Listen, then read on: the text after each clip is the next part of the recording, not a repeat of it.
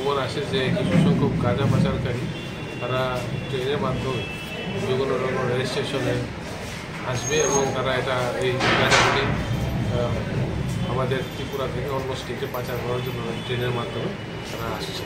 এই খবরের ভিত্তিতে আমাদের ওসি কলেজ টিলা সাব ইন্সপেক্টর শ্যামল দেবনাথ এবং কলেজ টিলা আউটপোস্টের সাব ইন্সপেক্টর আপনার আসিফ ইকবাল এবং পূর্ব থানার ইন্সপেক্টর সঞ্জয় দাস যৌথ টিম গঠন করে আপনার এই ধরনের পাচারকারীদের ধরার জন্য আমরা একটা প্ল্যান চক আউট করি। এরই ভিত্তিতে তাদেরকে যোগেন্দ্রনগরের রেল স্টেশনের পার্শ্ববর্তী অঞ্চল থেকে গ্রেপ্তার করতে সক্ষম হই দুজনকে। একজনের নাম হচ্ছে রাসেল মিয়া, আরেকজনের নাম হচ্ছে কমল কৃষ্ণ দে।